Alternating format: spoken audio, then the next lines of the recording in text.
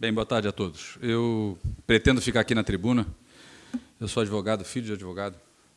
Me sinto à vontade na tribuna, né? Em primeiro lugar, agradecer o convite feito pelo pessoal da IANE, ao João Bosco. É um prazer aqui estar cheio de colegas, de amigos, como o Zeni, como o Rafael, e poder dividir a mesa com eles. E eu espero que nesse momento, que é o momento depois do almoço, que está todo mundo querendo fazer uma sesta, que eu consiga, pelo menos, não deixar vocês dormirem aqui no plenário, né? Vamos lá. Antes de começar a falar sobre o tema, especificamente que eu vim falar aqui, ontem de noite, conversando sobre as funções das pessoas, assim, a gente saiu no encontro para tomar um chopp, conversar um pouquinho, falei sobre as minhas funções. Eu sou advogado, como falei para vocês, sou filho de advogado. Isso é extremamente relevante para saber de que maneira eu penso e de que maneira eu exponho as coisas. Eu sou uma pessoa parcial, uma pessoa que compra um lado, que defende o lado que compra, que escolheu os clientes que tem. Eu trabalho com sociedade civil organizada, né? Já trabalhei muito para governo, para empresa, essas coisas são normais, mas com o foco da valorização dos projetos, das atividades da sociedade civil organizada. E a gente está falando até sobre gravata, para poder desanuviar um pouquinho aqui, de uma discussão que teve na internet sobre um desembargador que teria chamado a atenção de uma advogada que não estaria regularmente vestida, e começaram a questionar por que usar gravata. Eu falei assim, eu sou a favor da gravata. Eu sou a favor da gravata. A cidade do Rio de Janeiro é uma cidade quente, e eu sou a favor da gravata. E dizer para vocês o que significa isso para mim, como advogado, para vocês entenderem perfeitamente a situação. A gravata não né, tem gente que usa a gravata rosa, né, a gravata amarela, assim, chamuscante, e acha que isso é só mais um elemento enfim, de um apetrecho, um adereço que você coloca na sua roupa. Na verdade, os advogados usam gravata por um outro motivo, ou deveriam usar por esse outro motivo. Durante a Revolução Francesa, que foi uma revolução de advogados, uma revolução de direito, liderada, num certo momento, a gente viveu o momento do terror, o momento das condenações, dos linchamentos, o momento no qual o público perdia o seu controle, começava a falar que todo mundo é bandido, todo mundo é ladrão, e todo mundo estava vulnerável a toda sorte de arbitrariedade, de perseguição, né, toda sorte de violência, e especialmente é praticada pelo Estado. E quando isso começou a acontecer, aquilo que era só um apetrecho de roupa normal, para poder garantir com relação ao frio, começou a ser usado pelos advogados, reproduzindo o nó da forca. Era calado, de maneira silenciosa, um protesto contra a pena de morte e contra o arbítrio. Por isso que gravatas de advogados que sabem o motivo pelo qual ela existe, são gravatas sóbrias, não são gravatas chamuscantes. E eu me posiciono dessa maneira, com uma pessoa que, eventualmente, inclusive num discurso de um dos conselheiros da Ordem Federal, hoje, há pouco tempo atrás, falando do caráter contramajoritário da atividade do advogado, saibam, senhores, esse é o tipo de comportamento e de atitude que eu tenho. A pessoa que, quando uma está sendo perseguida sob ameaça de ser linchada e milhares estão tentando linchar, a pessoa que se coloca entre esses dois grupos, entre aquele que está sendo linchado e aquele que estão querendo linchar, e defende o perseguido. Essa é a minha função. Certo? Em cima dessa função, de alguma maneira, eu vou também passar o meu ponto de vista para vocês, e como todo ponto de vista, ele deve servir para as pessoas inteligentes poderem juntar pontos de vista diferentes e chegar a uma conclusão própria, naturalmente. É isso mesmo? Isso é extremamente relevante. Primeiro, para poder falar sobre ponto de vista e poder mostrar o ponto de vista, como é que ele funciona. Durante muito tempo, vocês ouviram, algum tempo atrás, durante 4 anos, não tinha uma manchete de jornal grande no Brasil que não aparecesse com um escândalo qualquer de ONGs. E todo mundo ouviu falar sobre isso. Foram 4 anos seguidos sobre escândalos de ONGs, né? E isso deu uma convicção para os brasileiros, uma convicção para as pessoas, eventualmente, que estão aqui, de que existe muita gente ruim nesse campo, ou que existe gente ruim nesse campo, e um monte de gente se defendendo sobre isso daí. Quando eu fui chamado nesse marco regulatório agora, que eu participei do marco legal do terceiro setor durante o governo Fernando Henrique Cardoso, participei do marco legal das microfinanças durante o governo Fernando Henrique Cardoso e Lula, e participei também, de alguma maneira, do marco regulatório durante o governo Dilma. E quando eu fui chamado para lá e foi falado sobre isso, e só se falava em separar o joio do trigo, separar o joio do trigo, eu tive de ser contra-majoritário, virar para o então secretário nacional de Justiça e falar para o seu... Me esqueci o nome dele, disseram Gilberto Carvalho, né?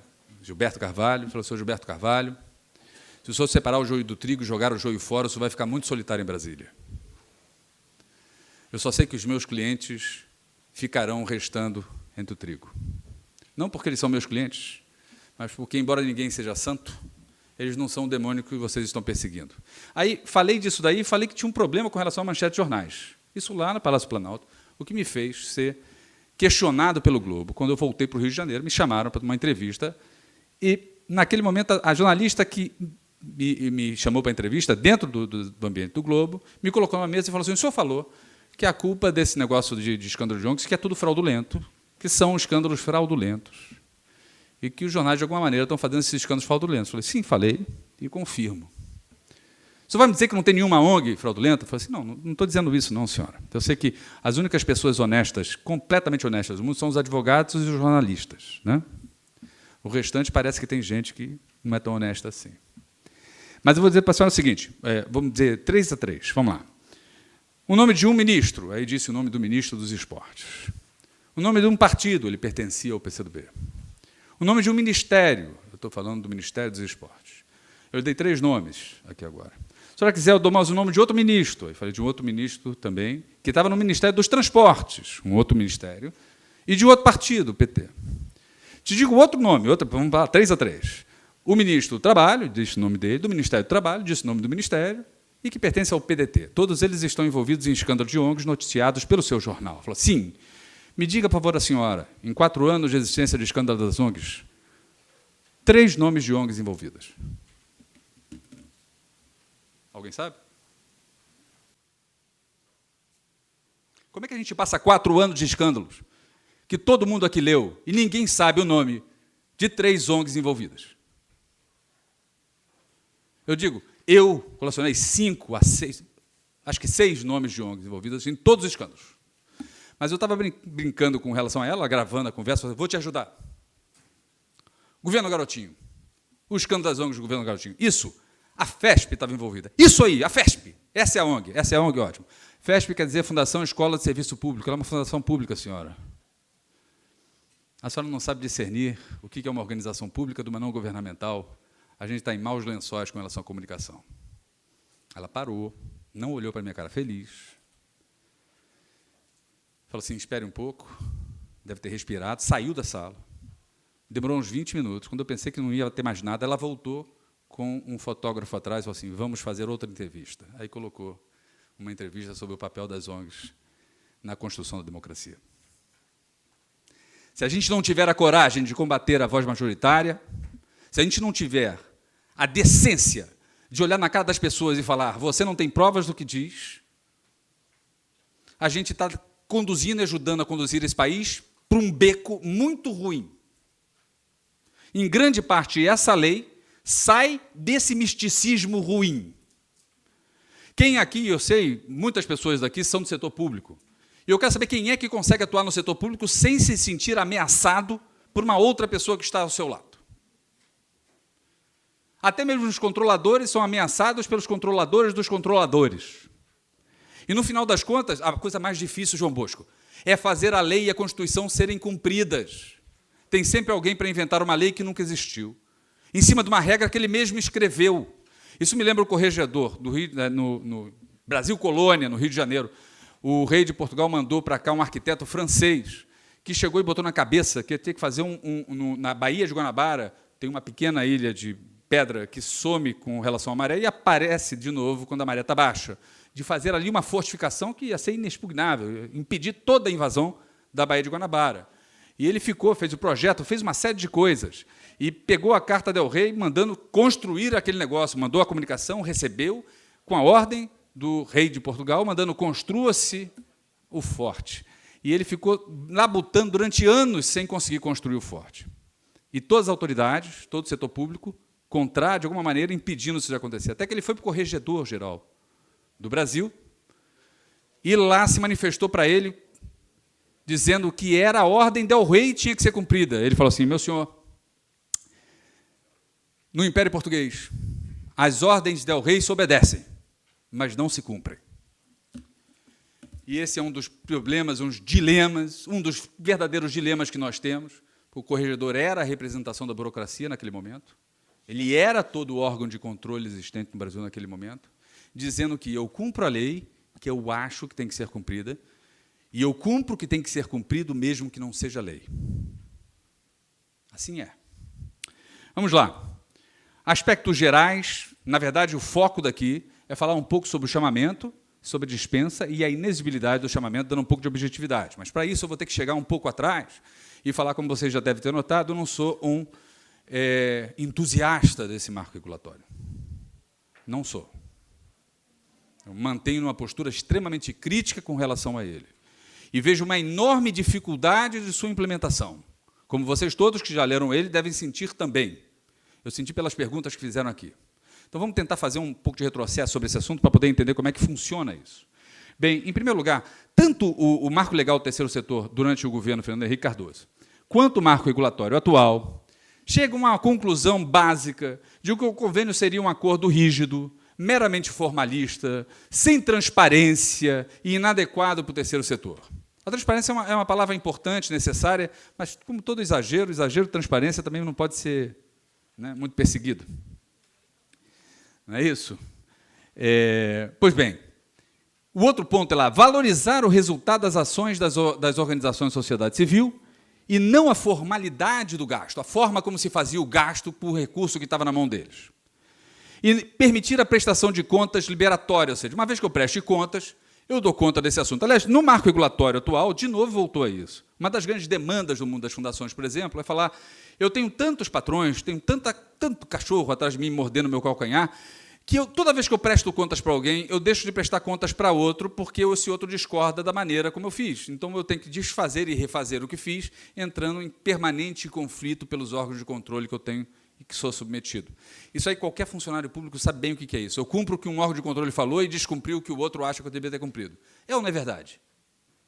É uma loteria negativa isso. Né? Pois era isso que a gente chegou à conclusão. Bem, vamos entender precisamente como é que funciona a relação do Estado e sociedade civil no Brasil. Né? Em primeiro lugar, Estado e sociedade civil, naturalmente, estão no Brasil desde 1500. Desde 1500. E a primeira organização reconhecida como organização da sociedade civil, 1534. A gente não está falando uma coisa à toa, desde 1500 de verdade. Né? Então, o que existia entre 1500 e 1808, quando chegou a família imperial? Você podia fazer a empresa que você quisesse no Brasil. Você podia desmatar o quanto você quisesse no Brasil. Você podia explorar o quanto você quisesse no Brasil. Trazer e levar escravos do Brasil. Né? Você só não podia fazer uma associação. Não podia fazer. E o que fazia com que a sociedade civil se albergasse na igreja. E por que ela se alberga na igreja? Porque a igreja é um ente de direito público internacional, a Igreja Católica. É um país, inclusive, é o Vaticano. E é um país poderoso com influência em outros países naquele momento. Então, quando você se alberga na igreja, você se asila. Na verdade, as associações, Santa Casa, essas coisas todas que começam a acontecer dentro da igreja são um sintoma de um asilo, assim, um semi-asilo. Uma parte de mim convive durante o dia no país Brasil e outra parte de mim, para poder ter o que eu preciso ter e me organizar, como eu acho que tenho que me organizar, sai do Brasil e entra na igreja. É isso. Né? Era proibido. De 1508 a 1916, a gente tem uma outra circunstância, que quando a família imperial chega aqui, ela precisa dos serviços que a sociedade civil sempre lhe deu em Portugal. As escolas, os hospitais, todas as coisas, até clubes de leitura e de poesia. Né? Gerenciamento de artes, teatros, dança, música. A família imperial precisa disso como todo mundo que ela trouxe para cá e que ela proibia de ter aqui. Bem, nesse momento, então, a gente passa um período no qual, no Brasil, é possível ter organizações de sociedade civil, mas elas são controladas. O rei, em pessoa, concede para elas a permissão, seja ele, né, naturalmente, quando fala em pessoa, seja os seus delegados dizendo que eles poderiam atuar. Então, as organizações têm uma permissão para atuar. Esse é o modelo permissionado que a gente vai ter até 1916, quando a gente abre mão das ordenações filipinas, na verdade, um pouco antes, com a Lei das Associações no final do século XIX, mas marcadamente pelo Código Civil brasileiro, quando a gente admite um modelo liberal, no qual o Estado não deveria se meter nas relações, não deveria se meter na sociedade, e aí a sociedade civil pode se organizar livremente. Nesse momento, há um boom de sociedade civil no Brasil. Um boom. Né? Elas são tratadas não como impedidas. Nesse momento começam a acontecer as fundações, as associações, as questões mais livres do mundo, porque não havia impedimento disso, não há necessidade do Estado interferir, senão no ato excepcional. Né? E, enfim, isso vai até 1935. Né? Vocês têm que entender ali, com relação à utilidade pública, por exemplo, é muito relevante isso, esses dois elementos, porque a utilidade pública, naquele momento, era um conceito europeu. Quando a Cruz Vermelha Internacional é composta na Europa, eu passei pela casa da Cruz Vermelha, e uma plaquinha dizendo, aqui nessa casa, no ano tal, cidadãos livres reunidos fundaram a Associação de Utilidade Pública Cruz Vermelha Internacional. Então, ela se dizia de utilidade pública, e esse conceito de utilidade pública era um conceito assim, nós estamos adentrando naquilo que é público. Tem que se lembrar que a Cruz Vermelha fez os estados do mundo se ajoelharem e assinarem a primeira grande convenção internacional que vai dar nos direitos do homem, nos direitos humanos, que era aquela convenção de guerra, para permitir que fosse retirado do campo de guerra os feridos que os estados deixavam lá. Uma enorme importância. Uma associação desse tamanho, num país inexpressivo em cima da montanha, fez os estados mais poderosos do mundo se ajoelharem e ter de negociar nos seus termos. Extremamente relevante isso, provando que o público não eram eles. E que o interesse público e a solidariedade não vinha dos países dos estados, vinha da sociedade civil e dos povos. Muito diferente isso. Né? E, nesse momento, por exemplo, as fundações ganham um velamento pelo Ministério Público, que era um velamento de ajuda, de colaboração. Só que, em 1935, entra um governo autoritário, e esse governo autoritário começa a certificar a sociedade civil para falar quem é amigo do rei. É claro, são o período das revoluções. E o período que o Estado... Para que serve o Estado? Controlar a fronteira, né? Aplicar o Código Penal para prender preto e pobre, e aplicar o Código Civil para proteger a propriedade de branco rico. É para isso que serve o Brasil, para isso que serve o Estado, né? Arrecadar tributos. Né? Nesse momento, o Estado é chamado a ter, necessariamente, uma ação social. Caso contrário, ele se perde, ele perde o Estado, o controle do Estado. E aí, o que ele faz? Ele pega um conceito de utilidade pública que a própria sociedade civil se intitulou e olha para aquele conceito e fala assim, utilidade pública é quem é da minha utilidade. E é o governante quem começa a conceder esse certificado. Ele começa a certificar as pessoas. Quem é joio, quem é trigo. Quem é joio, quem é trigo. Que nem todo mundo, assim, muita gente no Brasil, perdidamente se entra nesse discurso. Qual é a alma das pessoas, Rafael? Qual é a alma que merece ser reconhecida como minha amiga? E não o resultado dos atos das pessoas. E não a responsabilidade que elas têm e a posição que elas têm fatualmente, objetivamente na sociedade.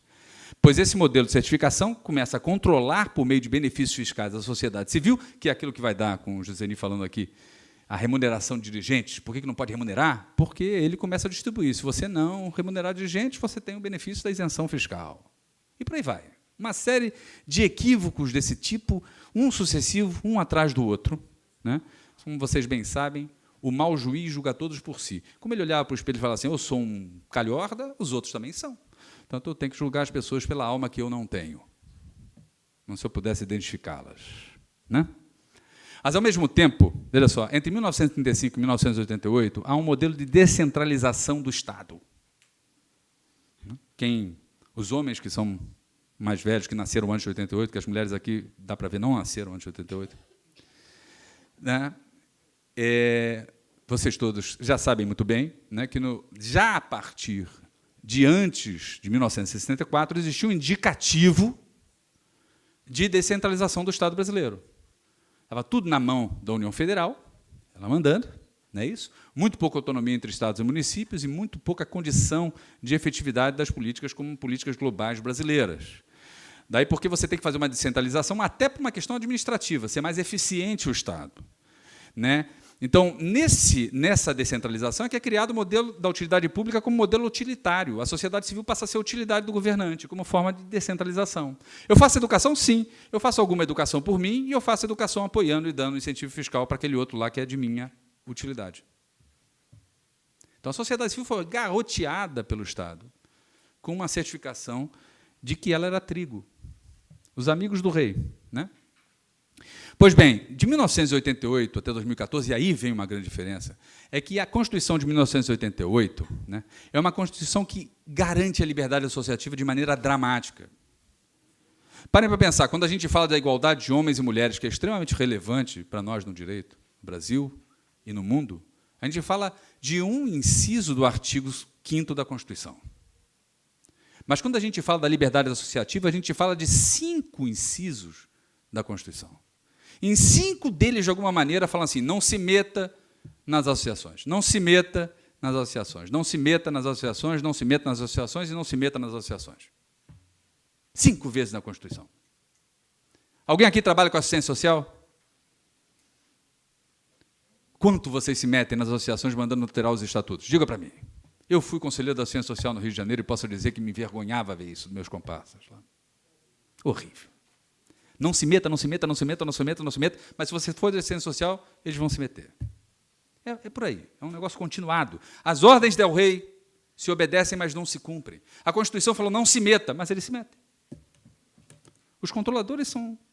Assim, se você parar para pensar... Assim, vocês, muitas vezes, aqui nessa sala, são controladores.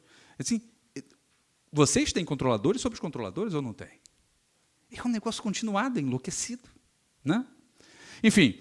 A Constituição liberta, dá liberdade associativa para a sociedade civil, né? Mas o aparelho do Estado continua a se comportar como se estivesse em 1935, certificando e tentando controlar a sociedade civil, né? Então, a regulação na prática, já que as ordens del rei se obedecem, mas não se cumprem, a Constituição manda não se metam, e a regulação começa a ser a regulação de se intrometer.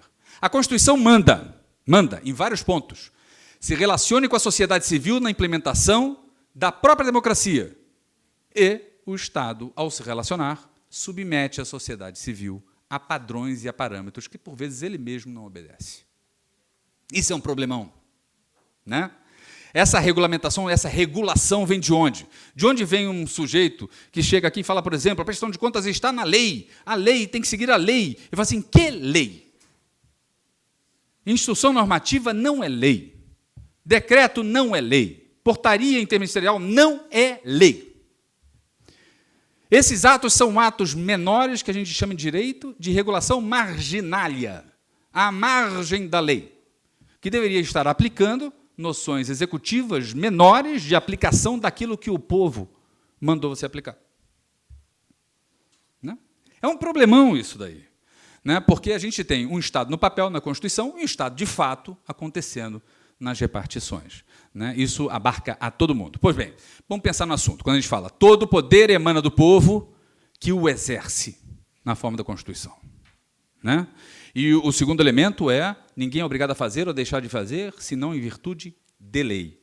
Que são 2 elementos. Quais são esses 2 elementos? O primeiro elemento é: a legitimação do uso da força, do poder, só pode vir quando os representantes do povo, o povo diz: este ponto aqui você tem que deixar de fazer e este ponto aqui você é obrigado a fazer.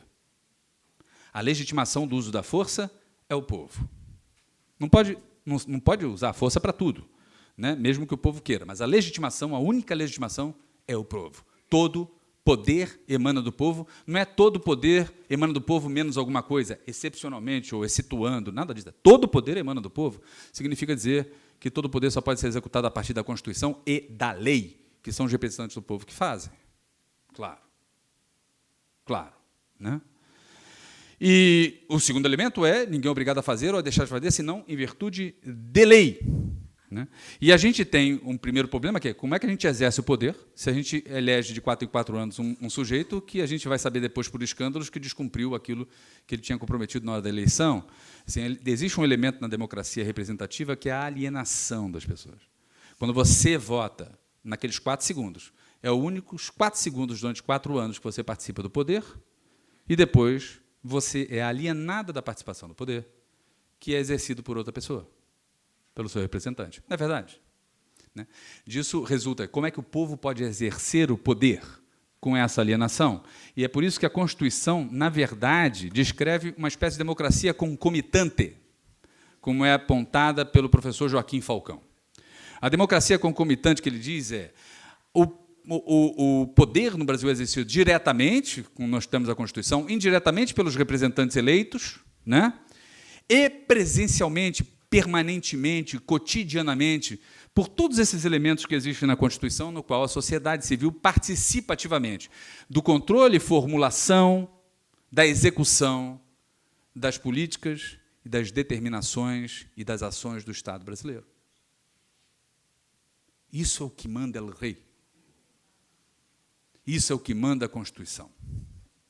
Em vários pontos da Constituição está dizendo claramente, relacione-se com a sociedade civil.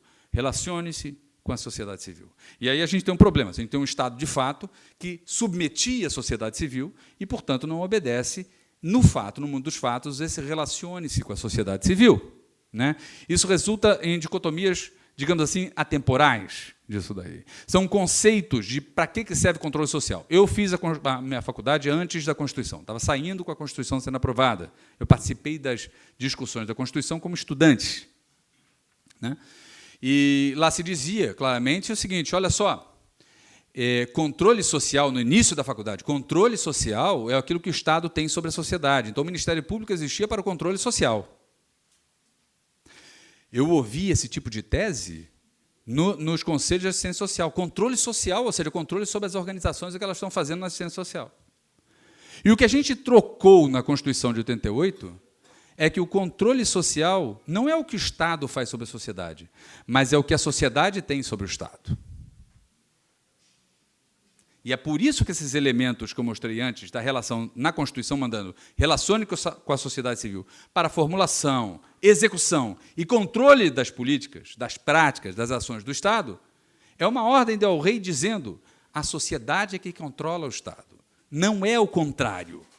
Não vivemos num Estado policial. Não precisamos pedir permissão do delegado de polícia para poder praticar o candomblé, como existia, por exemplo, durante um certo tempo no Brasil. Eu não preciso de permissão de ninguém para ele vir, não preciso estar garantido pela Constituição a liberdade associativa e a minha associação tem o direito, né? Eu, como organização, de eventualmente participar das formulações, da execução e do controle das políticas públicas. Essa foi a opção da Constituição de 88. E isso é um problema, né? Porque, nos conselhos, né, que é uma formulação, é uma consolidação desse conceito, o problema disso daí era um problema de relação com a sociedade civil. Vamos lá, de novo em história. O exercício público é a esfera pública. Vamos pensar sobre esse assunto. No século XIX, né, lá atrás, até ali, o exercício e a esfera eram internos do Estado. Ele era absolutamente endógeno. Ele não se relaciona com a sociedade, senão de maneira contratual, para poder receber fornecimentos. Acabou. Só para isso. Ele tem lá sua polícia, controle de fronteiras, faz as leis, não se relaciona com a sociedade, todo mundo é livre. Vivam aí, a gente não se vira. Não precisamos de vocês. Quando teve a virada do século, a necessidade de entrar na área social faz com que o poder público tenha que se relacionar com a sociedade civil. Aí, nesse momento, né, há uma alteração dessa esfera. A admissão do exercício descentralizado. É nesse momento que ele começa a pensar, eu posso fazer saúde por via da Santa Casa, que, aliás, já faz. A minha obrigação de educação pode ser cumprida parcialmente por via das bolsas que estão na PUC, que já fazia educação. Não é isso mesmo? Mas, a partir das mudanças que tiveram no final da década de 60 no mundo, com a consolidação da nova ideia de democracia que veio desde o final da guerra, né, dessa consolidação democrática que a gente teve depois do período do autoritarismo intenso da década de 30 e 40, 20, 30 e 40, né, é que a esfera pública ela é maior do que aquela que o Estado quer conter. Né? Então, a gente tem 3 modelos muito históricos, muito bem definidos. O primeiro modelo deles é, quando o Estado não se relaciona com a sociedade civil, no modelo endógeno, não tem nem contratualização. No segundo modelo, que é o modelo descentralizado, que ele usa a sociedade como sua utilidade, o Estado vai lá e contrata, colabora com pega essas entidades para colaborar. E nesse terceiro modelo, que é o modelo que a gente inaugura no Brasil, com a Constituição de 88, a gente tem um modelo de exercício partilhado, que é o modelo da parceria. Será que o Estado brasileiro estava ou está capacitado a ser parceiro? Né? Vamos lá. E é esse que é o elemento, eu vou pular um pouco sobre isso daí. Né? Pular um pouco, qual seriam os modelos dessa atividade partilhada? Né? Então, vamos lá para os elementos técnicos da legislação brasileira. E esse é o problema, um dos outros problemas, que é o que motiva a gente estar aqui hoje.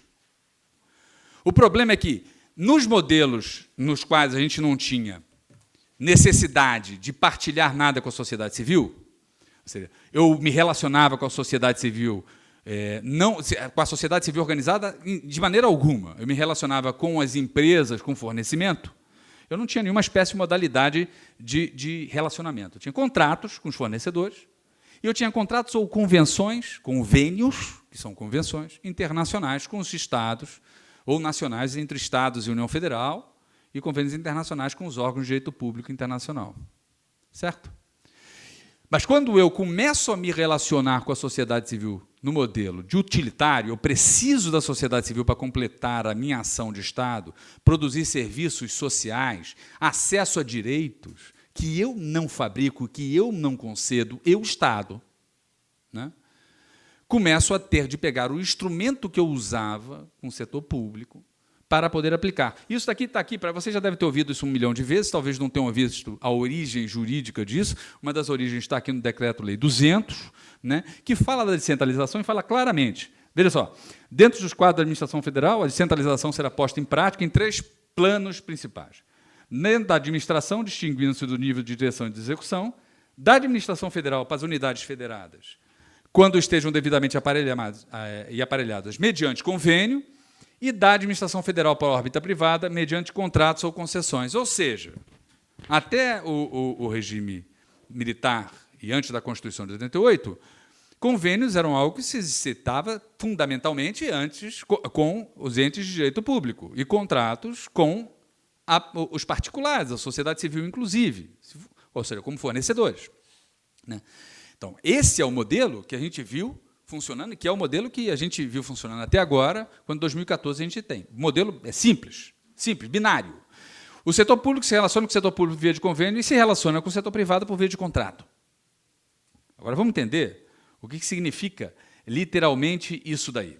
Essa é a Lei 8 Demônio, a Lei 8666, o símbolo da besta.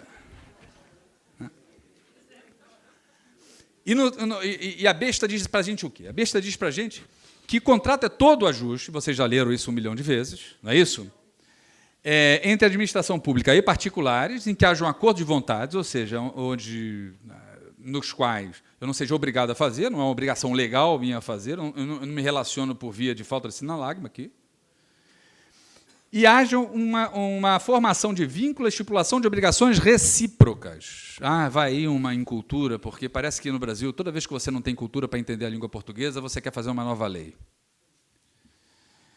Eu vou falar um pouco sobre obrigações recíprocas, por caso de algumas pessoas aqui não terem essa clareza do que significa obrigações recíprocas. Né? Bem, em primeiro lugar, vamos definir. A Lei 8 Demônio diz o quê? Que a definição de um contrato é restrita, ela não é qualquer coisa. Contratos são bilaterais, ou seja, estão pelo menos 2 partes. Onerosos, eles criam obrigação. Comutativos, ou seja, eles criam obrigações em troca. Né? Eu te dou uma obrigação e você me dá outra obrigação equivalente. Vamos lá. Esse controle vale, sei lá, R$150. Eu te dou R$150, você me dá esse controle. As obrigações são desiguais, mas equivalentes. Certo? É isso que representa a obrigação recíproca. Sabe por quê? Porque recíproco vem de recíprocos. Ré, para mim, em ré. Pró, a favor. Recíproco, em português, em latim, para qualquer pessoa culta, em qualquer língua latina, significa troca. Quando você fala, gosto muito de você, e você fala assim, recíproco é verdadeira, você receba o seu gosto e dou em troca o meu. Ele é diferente, mas é equivalente. Não pensem que recíproco quer dizer comum, porque não quer dizer comum. Comum é comum, recíproco é recíproco. Recíproco é troca. Né? E isso significa dizer isso aí, obrigações distintas, mas equivalentes, uma co-obrigação em troca, não é isso? Aquisição e alienação. Na verdade, quando eu falo obrigações recíprocas, é compra de carro. Você dá o carro e o outro dá o dinheiro, certo? Você perdeu o carro e o outro perdeu o dinheiro. Você ganhou o dinheiro e o outro ganhou o carro. Você troca. Troca. Né? Pois nem todo acordo que existe entre nós é um acordo de obrigação recíproca. E não é mesmo. Não é isso? A vida e a sociedade não são toma lá da cá. Existe muito, mas não é isso. E sequer o poder público, o setor público, se submete a toma lá da cá. Em várias, imensas, grandes, absolutamente corriqueiras transações, são feitas sem troca. Porque faz parte da nossa natureza como ser humano isso mesmo. É assim que funciona, inclusive no Estado. Então, várias atividades do setor público decorrem de obrigações constitucionais, por exemplo, do redimensionamento do poder público depois de 88, de uma nova ideia de democracia, não tem nada a ver com troca. Não é isso? Então, quando a gente tem um convênio, que é a adaptação de um acordo tipicamente praticado por órgãos de direito público, nos quais não havia troca, com uma estrutura de Estado que só se relaciona com quem não é do poder público, como se fosse adquirir ou trocar alguma coisa com ele, a gente tem um choque térmico, uma incompreensão, um choque de inculturas. Né? E, Deus do céu, ninguém sabe dizer o quanto o ignorante é capaz. Quando você não compreende uma coisa, a quantidade de besteira que você pode fazer é infinita. Não é isso mesmo? Né? Vamos lá, o nosso segundo elemento disso daí, dos convênios, é, primeiro, eu adapto a regra. O segundo é, como é que eu presto contas? Porque no fornecimento é simples. Eu te entrego o controle e você me entrega o dinheiro. Eu me dou por bastante suficiente com uma prova objetiva. Mas se eu não tenho troca contigo, quando eu traspasso, quando eu transfiro para você o recurso que é público, recurso público não é de governo, tá? Recurso público é público. Pertence a nós todos. O governo é só aquele que transita no recurso. Quando eu passo para alguém o recurso que é público, não é isso? Eu estou passando, sem relações, sem obrigações recíprocas, a propriedade desse recurso. Pense, não é toma lá da cá. Quando eu passo o recurso para a pessoa, esse recurso não é necessariamente dela. Alguém aqui já fez, claro, naturalmente, já emprestou, pegou emprestado o carro de alguém? Pois bem. Quando você pegou a chave, sentou no carro, acionou o carro e saiu por aí andando, você virou proprietário do carro?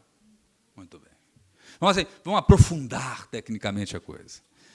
Quem tem mãe? Eu sei que pai é mais difícil, mas a maior parte das pessoas tem mãe, identificável. E quem é amoroso com relação à mãe que tem, e já fez compras para a mamãe no supermercado? Nem todo mundo, não seja tão impetuoso. Tem gente que, deixa eu contar, tem um deputado federal de São Paulo que eu sei que se puser a mão puser uma criança no colo dele, ele joga no chão e bica. Então, não é assim. Pois bem, vamos lá, sem brincadeiras agora.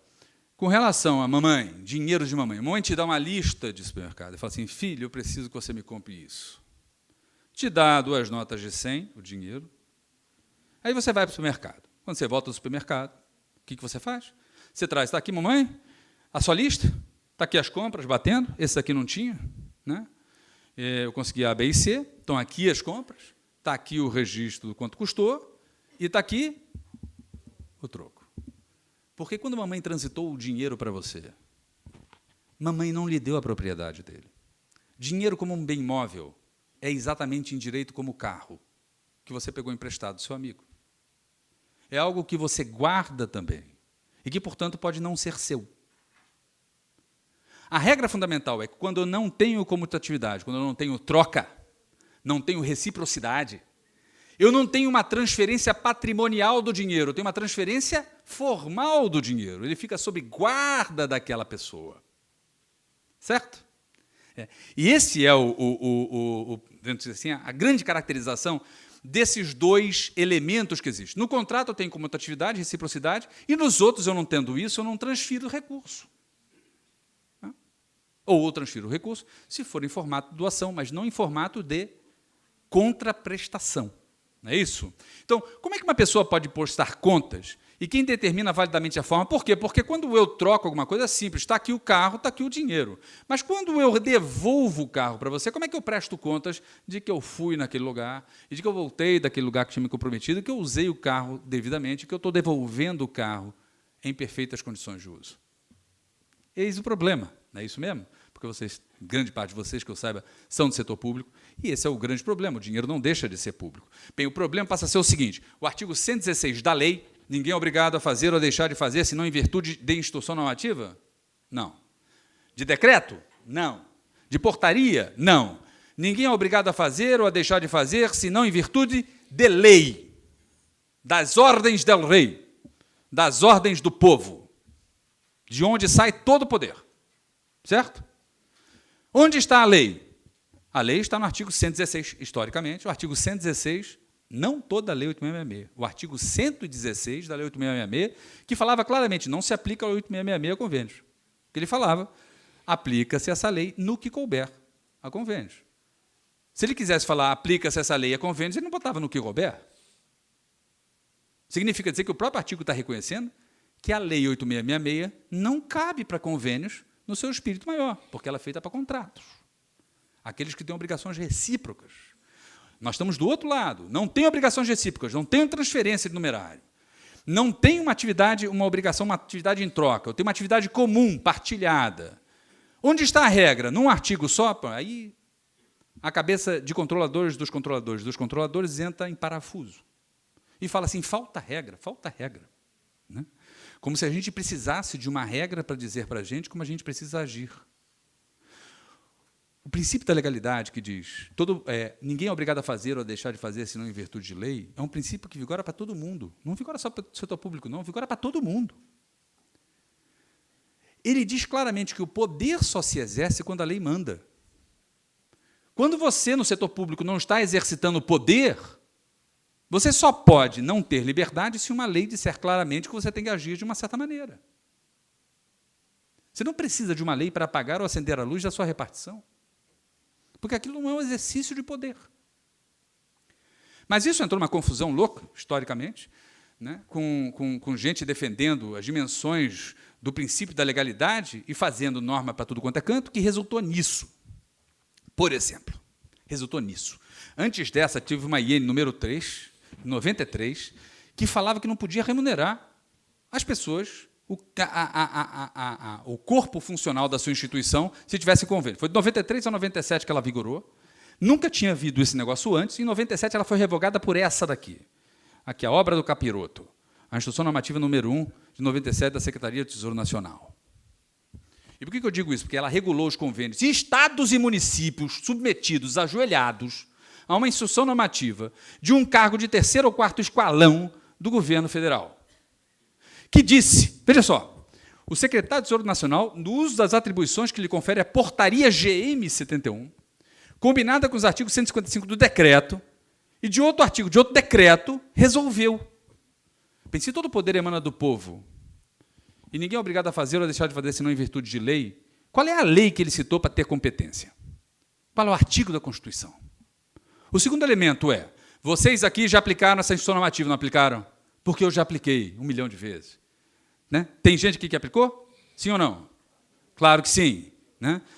Vocês que aplicaram, leram a tal da portaria GM?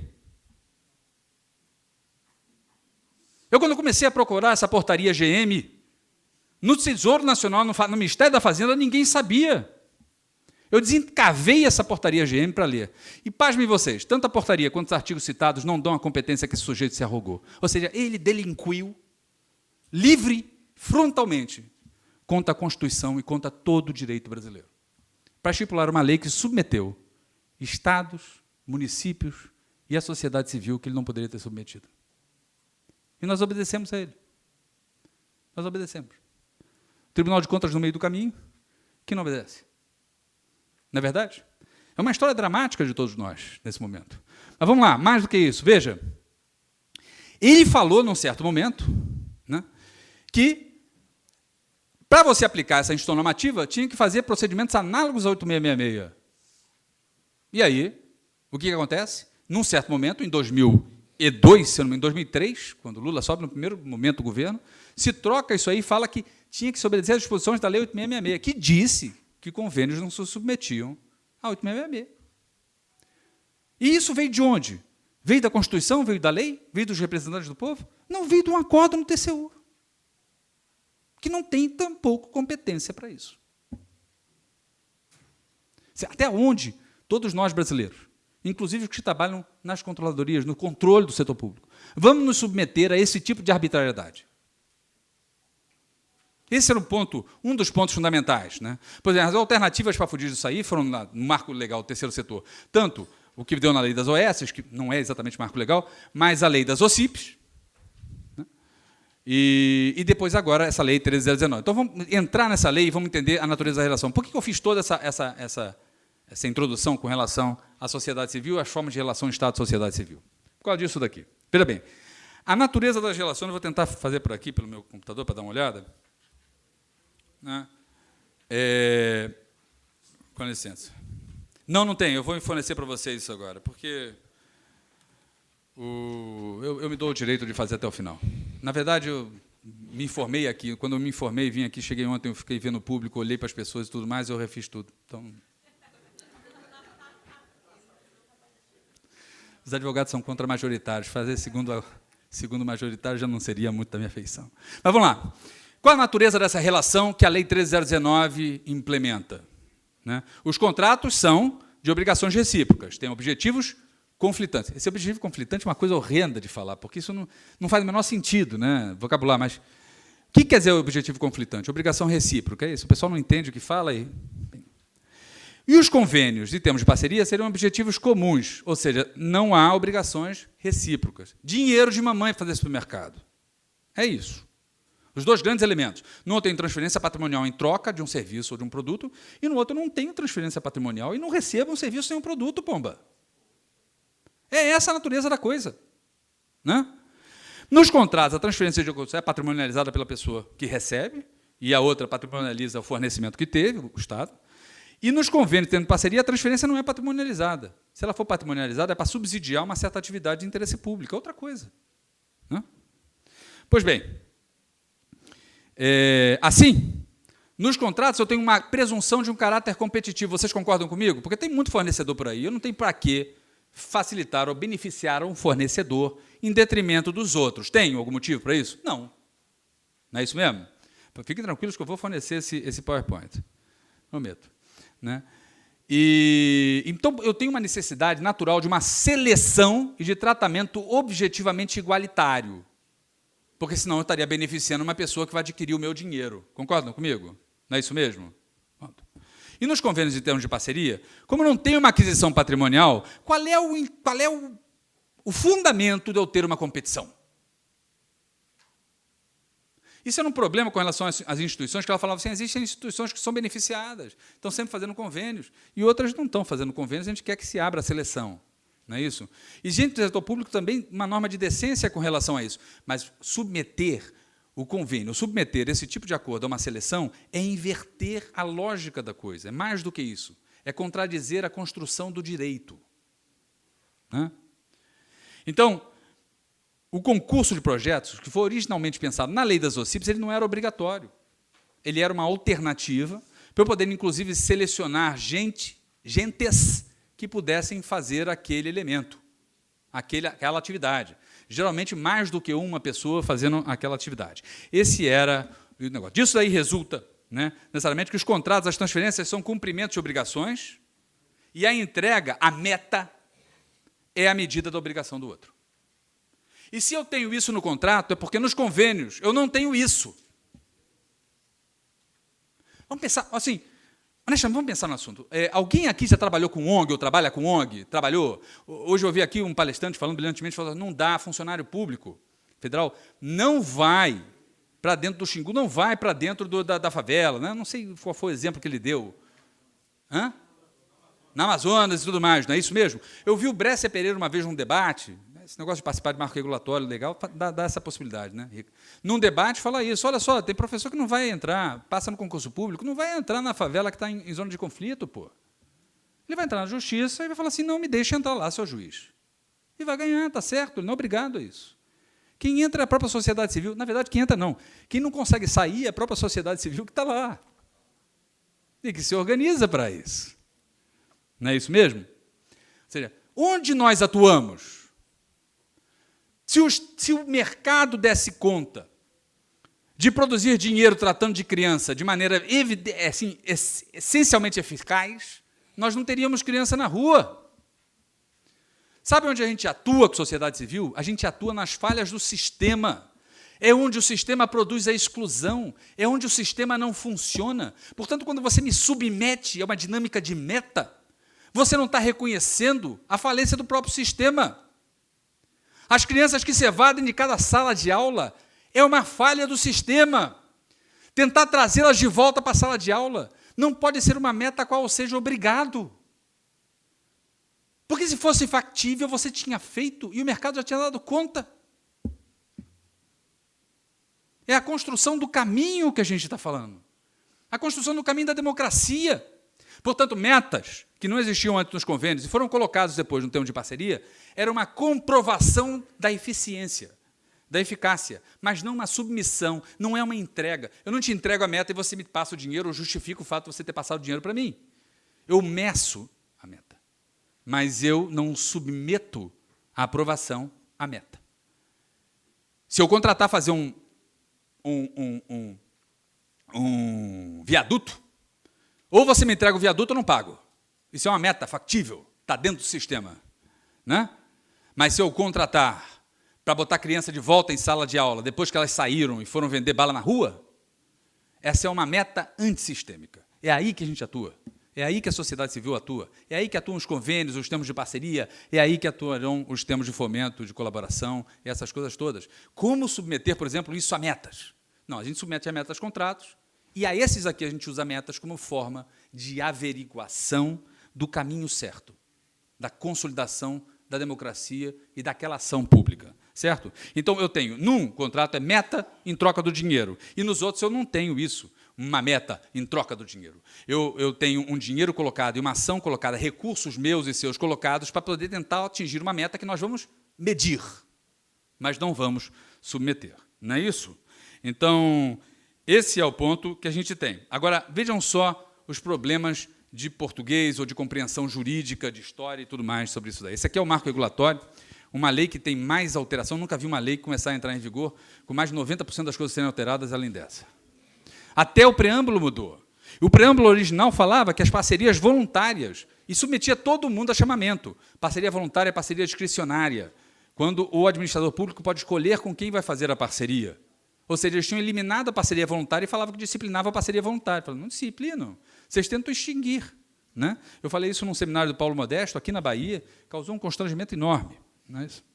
Em regime de mútua cooperação. E agora eles falam que o regime de mútua cooperação para a consecução de finalidade de interesse público e recíproco. Não dominam o que quer dizer a palavra recíproco. Aí, se vocês pegarem isso daí, já que vocês não leram a portaria, a IN número 1 e a portaria GM, vocês vão ficar interessados agora em saber o que é isso daqui, né? Para quem não leu. Ao ler isso daqui, fala assim, mas como é que eu consigo ser recíproco e ser comum? É um problema de, digamos assim, de mal escrito. Vamos começar a interpretar esse negócio da maneira como ela possa ser interpretada. O segundo lugar é, a seleção, nesse caso, é obrigatória. Então, se nos contratos a seleção é obrigatória porque eu tenho competitividade, e nos convênios a seleção é impossível porque eu tenho interesses em comum, nesse daqui a gente tem interesses em comum com obrigações, com um chamamento obrigatório. Sim. Qual é o fundamento disso? Vamos pensar o resultado disso. Vamos pensar o resultado como projeto de país. De país. Quem daqui está na plenária que seja do Estado de São Paulo? Nenhum feliz. Quem daqui é do Estado do Rio de Janeiro? Alguns felizes. Porque vocês todos outros que não são. Quando se abrir o chamamento para poder fazer ciência e tecnologia, as fundações de apoio universitário das universidades onde vocês estão vão perder para Rio de Janeiro e São Paulo. De cara. Ou vocês acham que não?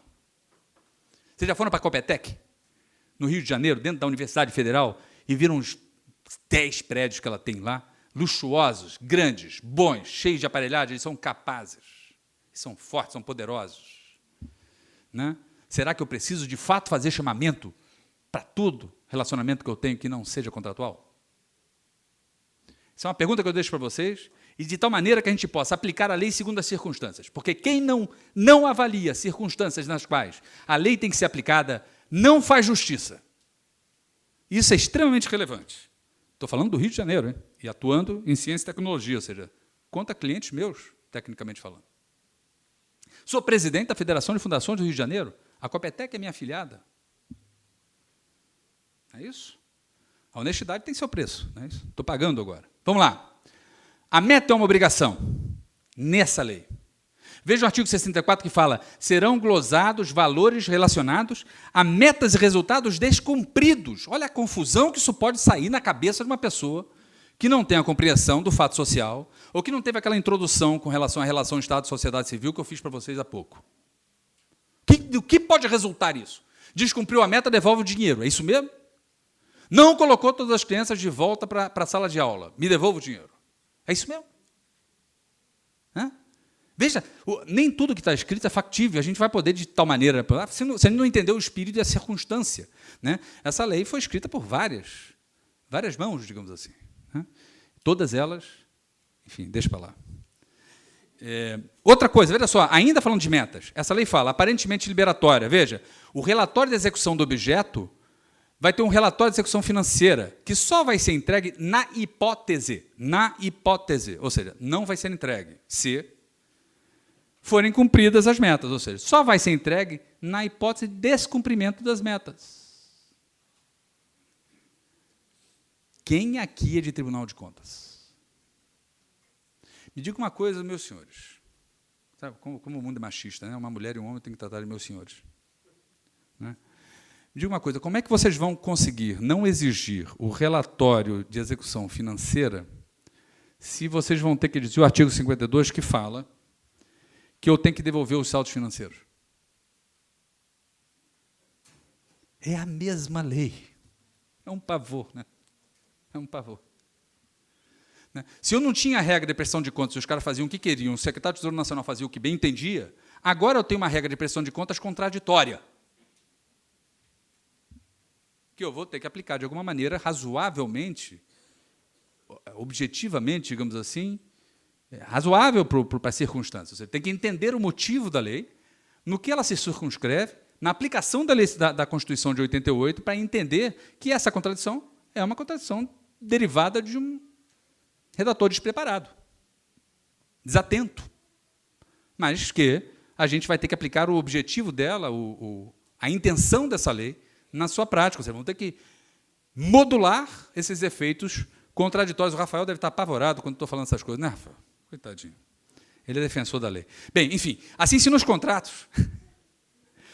A gente tem uma troca de fornecimento, que é isso daí, né? Que obriga uma seleção pública e resulta na melhor vantagem. O que a gente tem são esses elementos aqui: reciprocidade, com caráter competitivo, fornecimento, aquisição patrimonial, impessoalidade com a seleção pública, impessoalidade, é isso que faz a seleção ser pública, e sistemática liberatória das metas. Se eu te entrego, você me paga, eu estou liberado de prestar qualquer coisa. Entreguei o viaduto, estou liberado.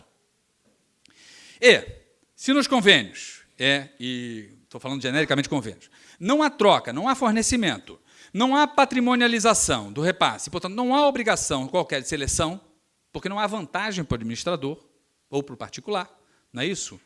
A devolução de saldos é dinheiro de mamãe no supermercado. O que eu tenho são interesses comuns, não recíprocos, um caráter colaborativo.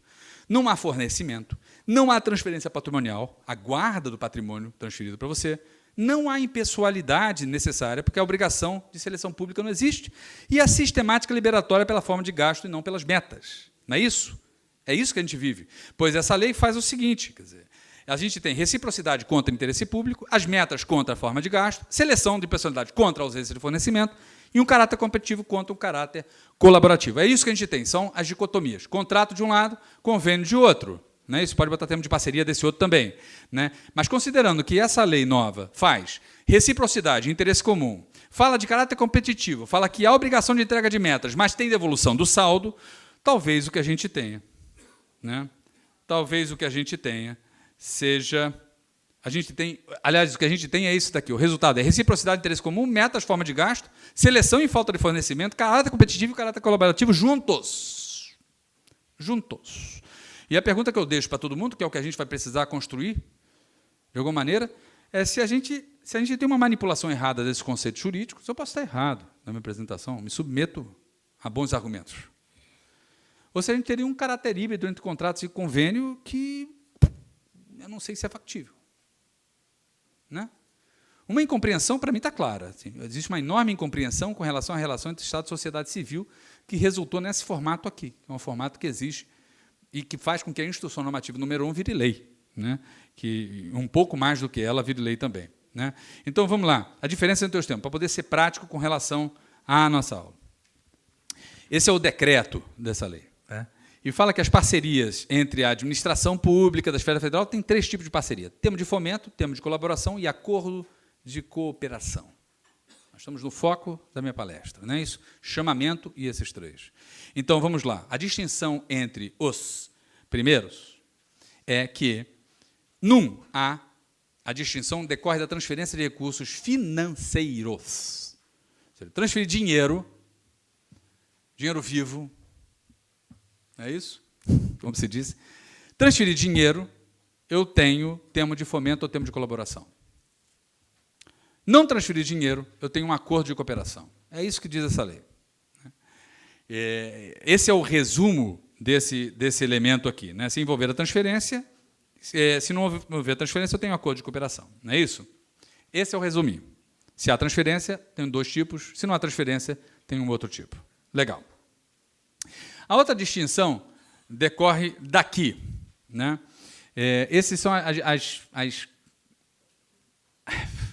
são uma parte da lei especialmente complicada para mim, que é quando ele começa a definir. Assim, a lei inicial definiu o que era contrato também de novo, o que era relação, uma série de coisas loucas. Mas aí esses daí ficaram. O que é um termo de colaboração e o que é um termo de fomento? A diferença entre os dois está na distinção da iniciativa. Num, a gente tem propostas da administração, são mais focados nesses programas que existem, do tipo assistência social, saúde, educação, que são a via principal de relação de Estado e sociedade civil no Brasil desde 1935, não é isso? Ou seja, no qual a gente tem uma articulação dos vários setores para a entrega de um serviço público, né, ao público, não é isso? E no outro a gente tem uma proposta, aquelas propostas que vêm da organização. Essa metodologia de separação é uma metodologia internacional. Eu já vivi ela em outros elementos, porque os órgãos de direito público internacional, quando acham que tem que incentivar alguma coisa, alguma linha, falam assim, queremos projetos nessa linha. E aí recebem proposições por iniciativa deles. E a iniciativa espontânea da sociedade civil, eles estão abertos a receber a qualquer momento. Então, você pode chegar e propor uma linha para eles, num programa que eles não pensaram e não propuseram antes. Entenderam? Então, esses 2 elementos não faz com que tenham 2 tipos de contrato, 2 tipos de acordo, 2 tipos de convênio com os órgãos de direito público internacional. Faz apenas com que tenha 2 tipos de iniciativa. A iniciativa do órgão e a iniciativa da sociedade que procura aquele órgão para poder fazer uma parceria. Essa divisão nem sempre é muito operacional. O problema daqui está no seguinte elemento, por exemplo, se anteriormente, inclusive, a previsão, e eu fazia uma previsão de que o plano de trabalho ia ser feito, quem faz o plano de trabalho aqui, e a primeira previsão que vinha à cabeça é o plano de trabalho será feito pela administração pública naquele que ela propuser. Então, na verdade, eu estou querendo conseguir uma organização que faça o plano de trabalho que eu quero.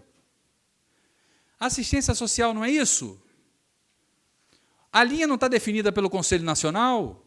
O PET não foi definido pelo Conselho Nacional? Os programas não foram definidos pelo Conselho Nacional? Você chega lá e fala assim, olha, eu boto tantas cabeças, tantos per capita, nesse programa. E efetivo conforme o programa manda. O que eu quero saber é o seguinte, como é que é a responsabilidade com os empregados se eu faço um plano de trabalho que foi elaborado por você? Não deveria ser sua responsabilidade? Por essa lei, não. Essa lei tira toda a responsabilidade do setor público e coloca toda a responsabilidade em cima das ONGzinhas. É uma coisa complicadora. Mas vamos voltar para cá, que é isso aí. Essa é a diferença fundamental, as propostas que vêm. Então, a gente tem, basicamente, 2 elementos, né, a considerar. O primeiro elemento a considerar é se há transferência de recursos, eu tenho termo de fomento ou de colaboração. Se não há transferências, eu tenho acordo de cooperação. O elemento 2 é, Se eu se o programa é de minha iniciativa, ele é um termo de colaboração, eu peço instituições para colaborarem. Se o programa é de iniciativa da sociedade civil, eu tenho um termo de fomento, ou seja, eu fomento as atividades que a sociedade civil está fazendo. E isso é coerente a uma prática internacional relevante. Vamos agora para o chamamento. O que é o chamamento? Porque vocês devem ter ouvido falar sobre o chamamento e um negócio mágico acontece. A gente chama, pau! Assim, como é que isso... Para quem é da administração pública, sabe que nada é simples. Nada é simples. Né? Você tem medo de tudo. Não é verdade? Você faz um ato e não podia fazer. Nada é simples. Mas o chamamento é isso. O chamamento é uma espécie de seleção pública, de alguma maneira já praticada em alguns órgãos públicos. A Prefeitura do Rio de Janeiro, por exemplo, faz chamamento para contratar organizações, que ela chama dos contratos como se convênio fossem, chama de convênios. Essa é a tradição da Prefeitura do Rio de Janeiro. E faz isso porque é mais barato contratá-las, porque elas são imunes, as instituições contratadas são imunes à cota previdenciária. Ou seja, é uma vergonha, absolutamente uma delinquência contra a Constituição Federal, não trata os fornecedores como iguais, porque se, afinal de contas, você tem que produzir aquele serviço e você pode pagar por ele, por que você não contrata, você não faz? Por que você não faz concurso público? Por que você não abre para as empresas também participarem da seleção de produzir aquele serviço? Por que não? Né? O fundamento do acordo com a sociedade civil não deriva do receber um serviço, gente. Não deriva de receber um produto. É deriva da construção, da ideia de construção de um país, da ideia de construção de democracia. Não se faz democracia sem sociedade civil organizada no mundo desde 1945. Não se faz. A liberdade associativa absoluta que nós conquistamos é uma liberdade fundamental da construção da ideia democrática depois da guerra. Na guerra, a gente chegou à conclusão que eleger não era somente o único caminho de fazer democracia. Parem para pensar, não é isso? O Ahmadinejad foi eleito. Tem democracia no Irã? Eu tenho convicção de que, se tiver uma eleição geral na Coreia do Norte, aquele senhor vai ser eleito também, aquele do cabelo esquisito. Né? Vai ser eleito. A pergunta é, tem democracia se tiver eleição? Não necessariamente. Eu acho que a Inglaterra é um país democrático e a rainha não é eleita. Não é isso?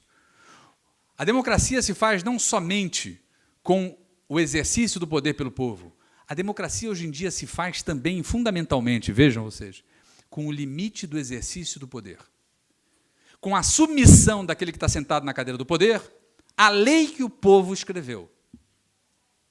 É um elemento fundamental. Né? Não poder usar o poder em toda circunstância, quando me dá na telha.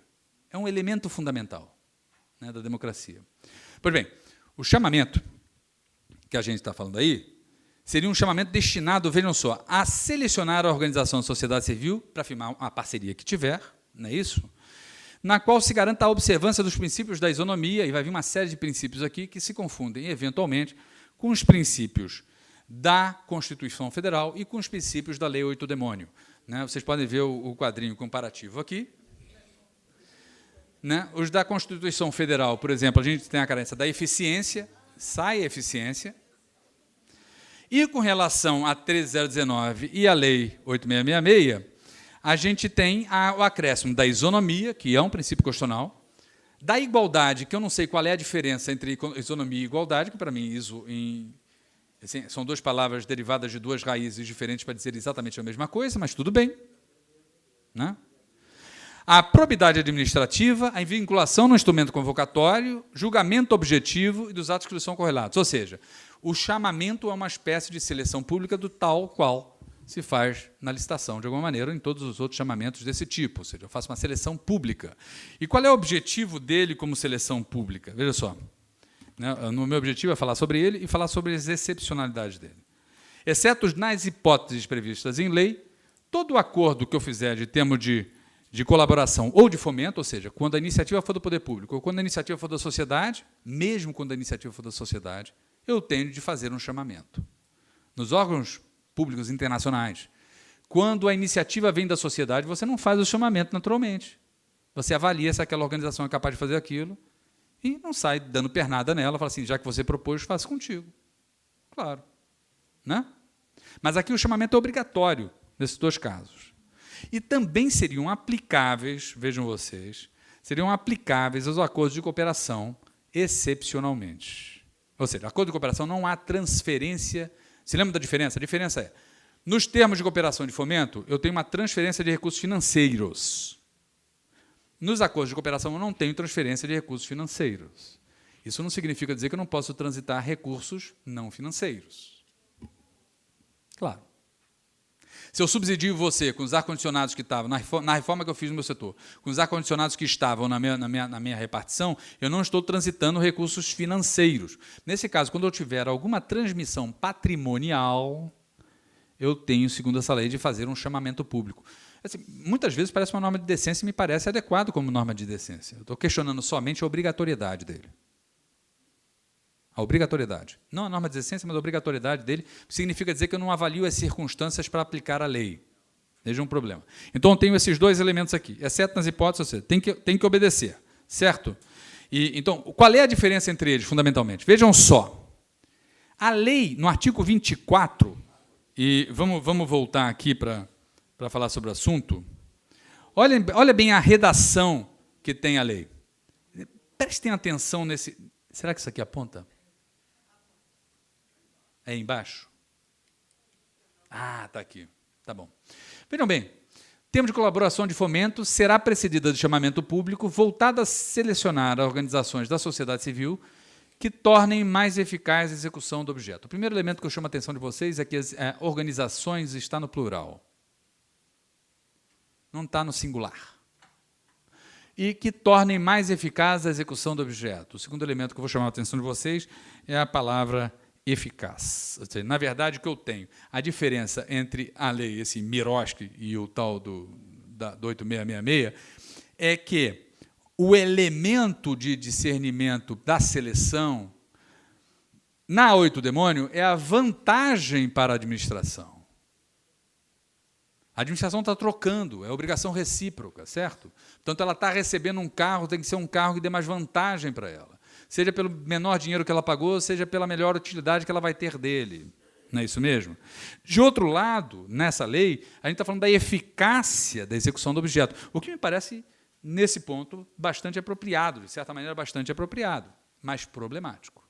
Apropriado porque a gente está falando de questões sociais, eventualmente, questões ambientais, questões relevantes da construção de uma agenda diferente de país, de ações antissistêmicas, ou seja, daquilo que o sistema produziu de errado, produziu de aflitivo para nós, e, portanto, a gente quer que seja mais eficaz, ou seja, que o resultado seja melhor. Né? Para quem não viveu essa discussão sobre eficácia e eficiência com a Lei 8666, eu coloquei aqui um quadrinho para vocês poderem entender melhor isso daí, para quem não viveu naturalmente. Vocês, pelo jeito, são pessoas experimentadas no tema, devem entender isso daí. Mas vamos lá. A eficácia é a capacidade de efetivação. Eu peguei um dicionário e coloquei qualidade do que produz o resultado esperado, infalibilidade, segurança, validez. Eficaz é aquele que faz, entrega. Mas o princípio que vigora, segundo a Constituição Federal, e vamos voltar lá para a Constituição Federal e ver, não é de eficácia. Vejam vocês. O princípio que vigora na Constituição Federal e que foi retirado, que está ali no final, é de eficiência. E isso não é uma mera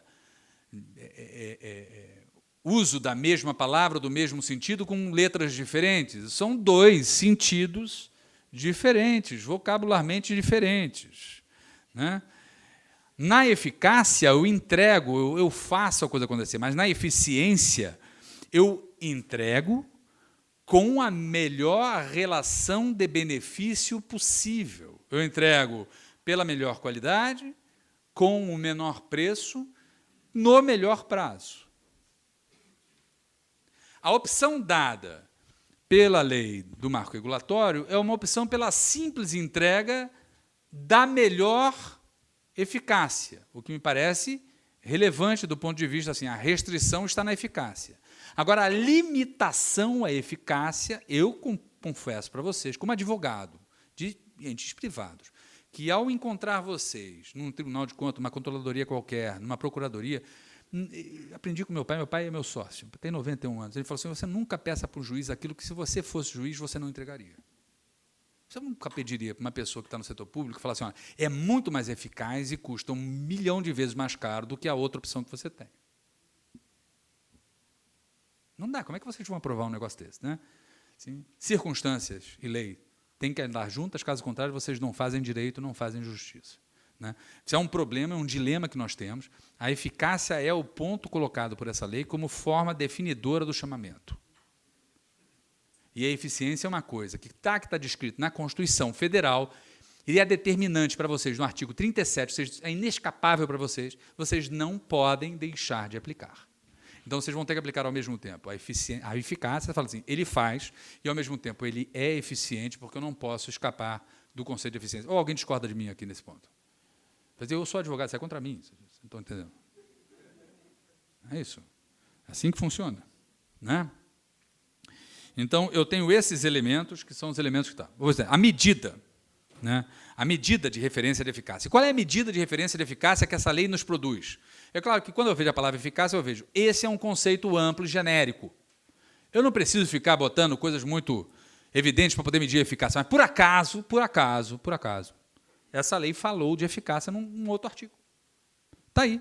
Assim, a avaliação do gestor público no resultado da parceria implementada vai ser medida pela eficácia também. E resultados já alcançados e seus benefícios, impactos econômicos ou sociais, o grau de satisfação com o público-alvo e a possibilidade de sustentabilidade das ações após a conclusão do objeto pactuado. Então, se eu fosse sugerir um guia de eficácia, não uma submissão absoluta, mas um guia de eficácia para vocês, eu sugeriria fortemente vocês olharem para o artigo 67 toda vez que forem fazer uma seleção. E vocês, organizações que estão, de alguma maneira, sendo proponentes desse tipo de termo, também sugeriria vocês olharem para isso daí, até mesmo para poder embargar os seus concorrentes, porque, afinal de contas, virou uma concorrência esse negócio agora. É todo mundo pisando no pescoço do outro. Vamos lá. Não é isso? O outro elemento que tem no decreto é o decreto, né, que o decreto falando sobre o assunto, é que o chamamento público para a celebração das parcerias, como da criança, do adolescente, do idoso, da defesa dos direitos difusos, entre outros, poderá ser realizada pelos respectivos conselhos gestores. Ou seja, se concede aos conselhos de políticas públicas e aos conselhos gestores a possibilidade de fazer o chamamento. E tem mais, não é isso? E é extremamente relevante para isso. Essa competição não é necessariamente uma competição excludente. Vocês que praticam, de alguma maneira, licitação, sabem muito bem que existe, por exemplo, a modalidade de inexigibilidade de licitação pela oferta igualitária do mesmo resultado a todos, a mesma oferta a todos. Se o serviço de uma rodovia pública for cobrado o ticket para a entrada, é um exemplo, digamos assim, um pouco antigo, e você oferta a todos que lá transitam o mesmo serviço da rodovia pública pelo mesmo preço, você não faz licitação. Você tem uma inexigibilidade caracterizada essencialmente pela oferta igual do mesmo produto a todo mundo, ou seja, a mesma oferta a todos, que é um princípio de inexigibilidade. Ou seja, você pode estar falando aqui da seleção pela mesma oferta a todos. Por exemplo, né, que já seria inexigível por natureza, mas, de certa maneira, é irrelevante colocar que essa competição, não necessariamente é uma competição entre organizações, senão uma competição para alcançar a possibilidade de fazer acordo com a administração pública, quando ele coloca aqui que se houver previsão do edital, pode selecionar mais de uma instituição pelo mesmo chamamento. Né? O outro elemento, os termos de colaboração ou de fomento que envolvam recursos decorrentes de emendas parlamentares, as leis estão fora desse assunto, exceto, né, os termos de colaboração que envolvam recursos de emendas parlamentares não estão submetidos ao chamamento. Esse é o primeiro elemento. Exceto em relação a acordos de cooperação, quando o objeto envolver a celebração de comodato, doação de bens ou outra forma de compartilhamento de recurso patrimonial, hipótese em que o respectivo chamamento público observará o disposto nessa lei. Ou seja, eu falei, a transferência de recursos financeiros é que faz o termo de fomento e o termo de colaboração. E, para eles, eu tenho que ter chamamento. Mas eu submeto os acordos de cooperação, que não há transferência financeira, ao chamamento quando houver transferência de bens e recursos patrimoniais. É isso que diz essa lei. É uma regra, me parece clarinha de ser feita. O que precisa constar no edital? Eu coloquei aqui, eu vou começar a correr mais, eu coloquei aqui para vocês poderem ter com o slide já o negócio da lei, quer dizer, ter acesso à norma da lei, a programação orçamentária, o objeto da parceria, as datas, prazos, condições, local, forma de apresentação de propostas, datas de critério de seleção e julgamento das propostas, inclusive metodologia de pontuação, né, peso de pontuação, essas coisas, o valor previsto para a realização do objeto, as condições de deposição de recurso administrativo, é uma seleção, né, a minuta do instrumento pelo qual vou fazer, se temos de fomento, temos de colaboração, acordo de cooperação, e, de acordo com as características do objeto da parceria, medidas de acessibilidade a pessoas com deficiência física. Não é isso?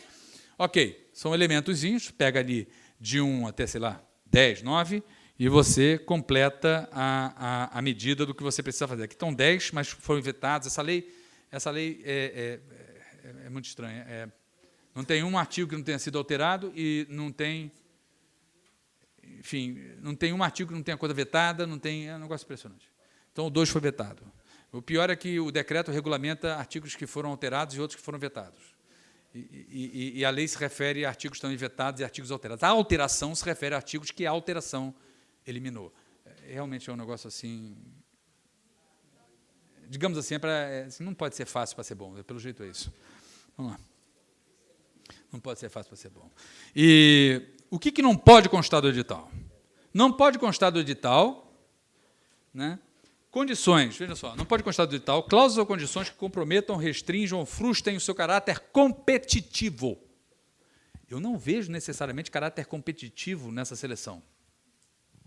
Pela própria natureza dela até. E se eu posso selecionar várias, qual é o caráter competitivo? É isso? Mas, enfim, o seu caráter competitivo em decorrência de qualquer circunstância impertinente ou irrelevante para o específico objeto da parceria. Vamos nos lembrar do que eu falei logo no início. O fundamento do contrato é a troca patrimonial e o fato de eu não poder tratar pessoas de maneira apadrinhada no Brasil, pela Constituição, me faz com que eu tenha um comportamento impessoal de selecionar por via de licitação, não é isso mesmo? Ou suas modalidades de seleção, qualquer que seja, para que as pessoas compitam entre si e eu possa obter a melhor vantagem, de maneira objetiva, mais eficiência, não eficácia. Não é isso mesmo? Então, o caráter competitivo é absolutamente compreensível no contrato. Mas o caráter competitivo, quando eu estou falando de questões ou de ações de natureza antissistêmica, me parece uma contradição em termos, parece a revelação de que o redator disso daqui, as pessoas que influenciavam nisso aqui, tinham uma cabeça torta com relação ao papel da sociedade civil. Enquanto a gente está aqui tentando implementar a Constituição de 1988, que precisa da partilha de ações entre Estado e sociedade civil, o redator desse artigo, essa proposição, tem a cabeça em 1934, antes de 1935, até do Getúlio Vargas. Talvez nas ordenações filipinas, tentando ver se impede a sociedade civil de existir. É isso. Coloca descaradamente o caráter competitivo entre as organizações. Agora, as organizações irmãs que fazem solidariedade vão ter que esquecer a palavra solidariedade quando competirem. Bem, vamos lá. Já acontecia, de alguma maneira, isso antes também. Como é que a Lei 8 do Demônio fala sobre o assunto? Só um instantinho, a seleção de propostas apresentadas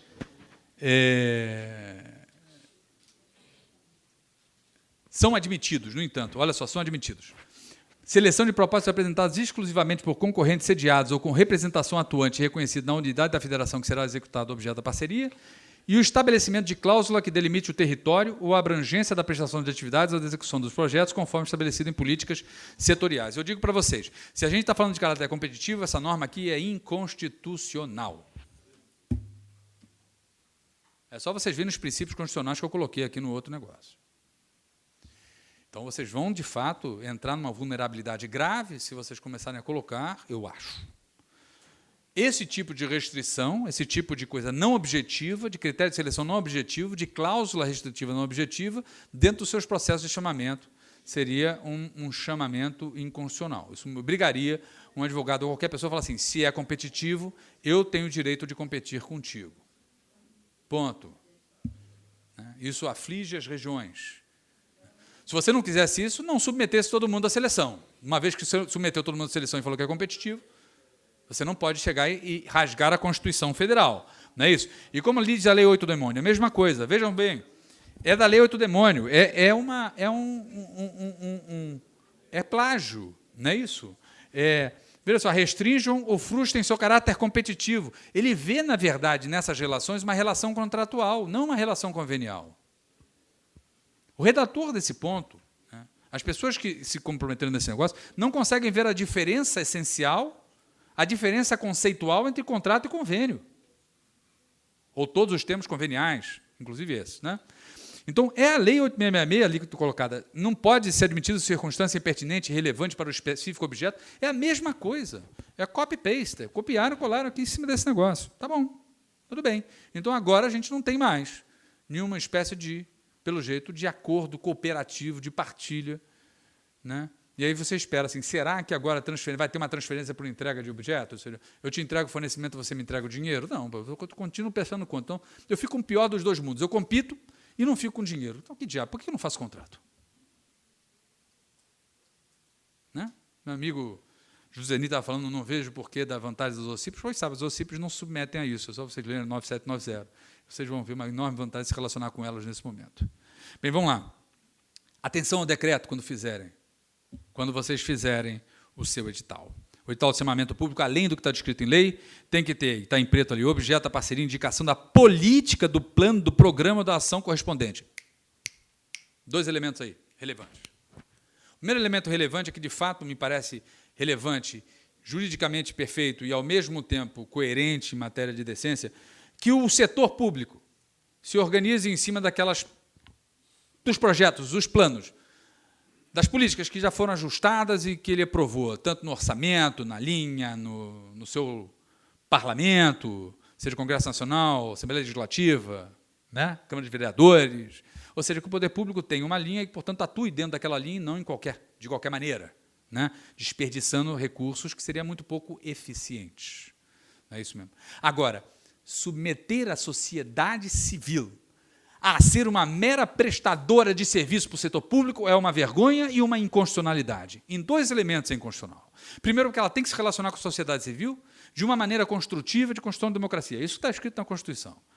E o segundo elemento disso é que, se eu for fazer com a sociedade civil, tendo ela como mera fornecedora de serviços, eu deveria abrir isso aí em licitação para as empresas poderem participar também. Não vejo nenhum motivo para não abrir.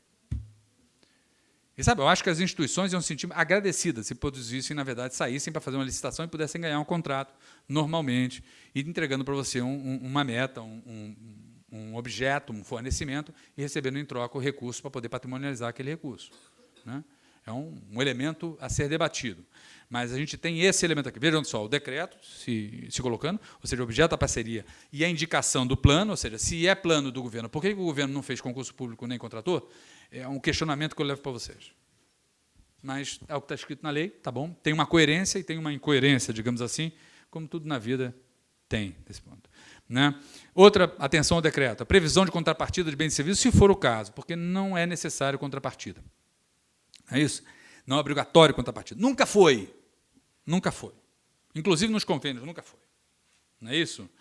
E nos casos das parcerias com vigência plurianual firmadas no exercício financeiro seguinte, o da seleção, o órgão ou entidade pública indicará a previsão de créditos necessários para garantir a execução das parcerias nos orçamentos seguintes, dos exercícios seguintes. Então, atenção ao decreto na hora de fazer o edital. Não adianta só pegar a lei e ler o negócio da lei. Esse decreto, ele avança sobre a lei, ele complementa a lei, ele às vezes contradiz a lei, às vezes reforma a lei, por via de decreto. Que pavor. Atenção ao decreto também. Isso aqui é relevante. Não é isso? Os critérios de julgamento que trata o inciso 9 deverão abranger, no mínimo, o grau de adequação da proposta aos objetivos da política, do plano, do programa e da ação. Portanto, quando forem fazer um programa, quando forem fazer um projeto, um plano de trabalho, para poder propor numa seleção, você, organização, lembre-se disso. E você, setor público, lembre-se disso também. Não só com relação a colocar no edital, mas com relação à seleção. Ou seja, olhem para a coerência que exista com relação a já as ações existentes dentro do setor público nas suas linhas programáticas. Não é isso mesmo? Aquilo que ela já está fazendo. Há o valor de referência do edital, etc., que é um valor de referência. Não pode submeter um valor. O edital manda um valor de referência que você pode seguir. Não é isso? Eu vou correr mais um pouco, senão a gente não termina.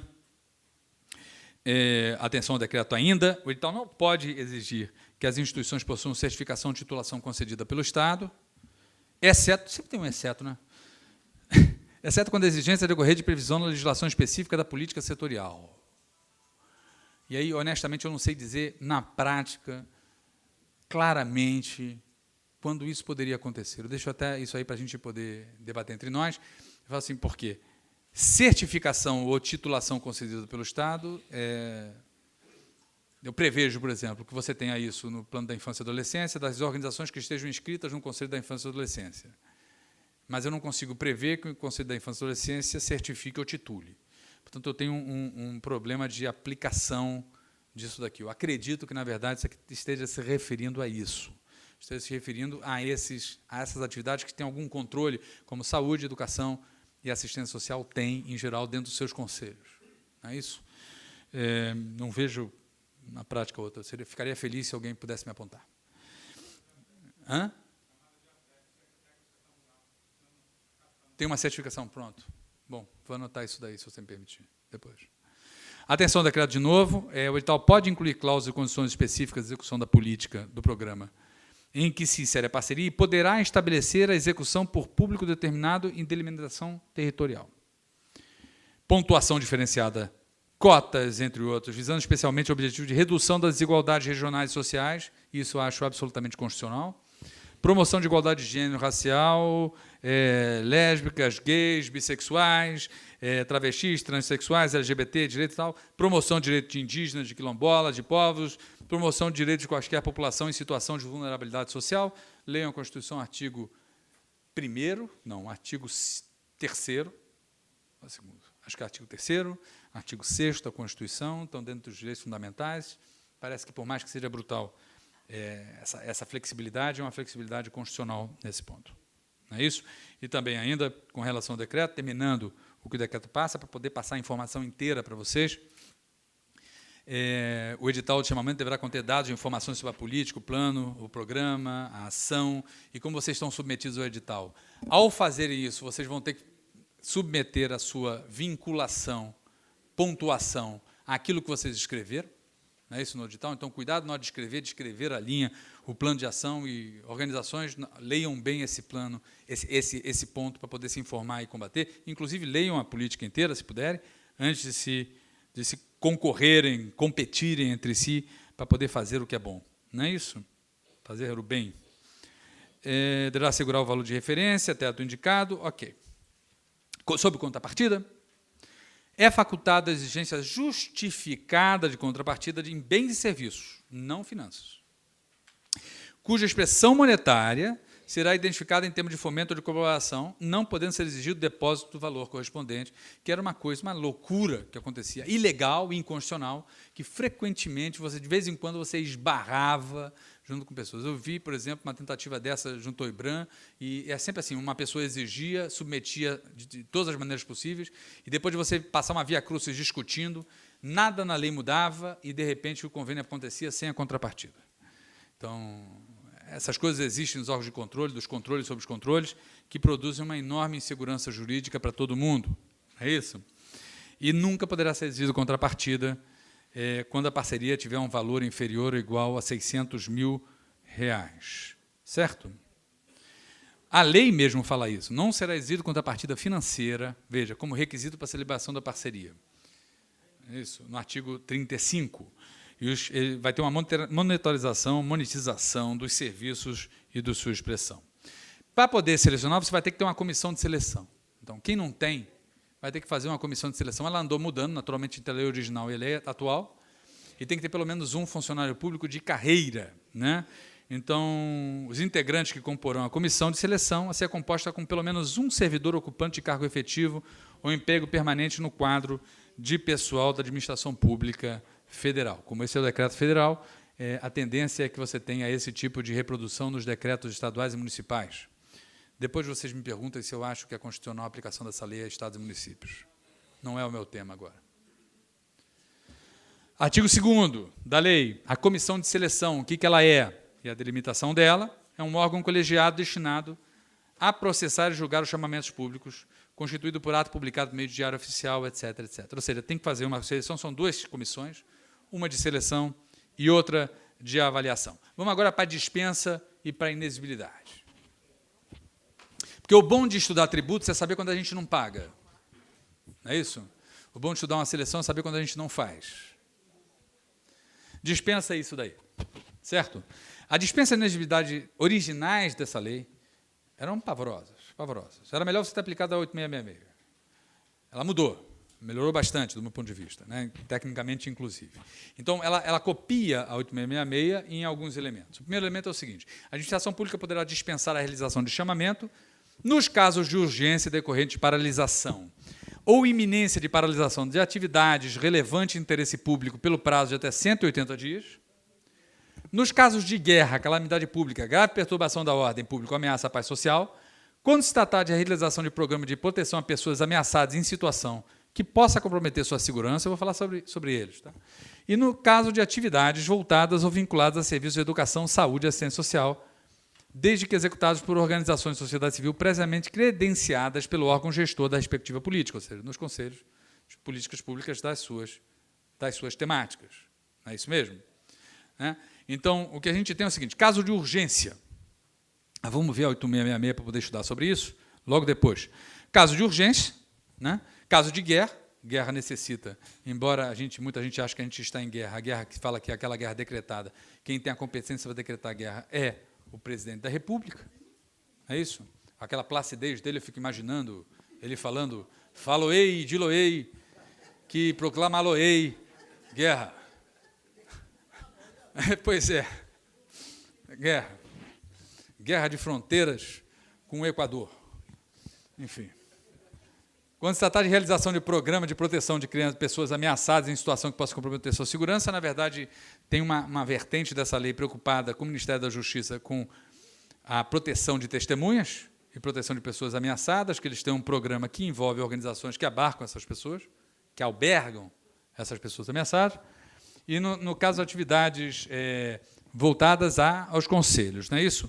Então, complementando, no artigo 78, ele mesmo já refere com relação a essas pessoas ameaçadas, vejam bem, no artigo 78 da mesma lei, né, da 3019, que deverão publicidade promover a transparência de informações referentes à seleção de execução das parcerias. Ótimo. E serão dispensadas do cumprimento do disposto do artigo no caput as parcerias realizadas no âmbito do programa de proteção a pessoas ameaçadas. Publicar no Diário Oficial qual é o nome onde ela se encontra é uma estupidez, que até mesmo essa lei evitou. Enfim, está aí.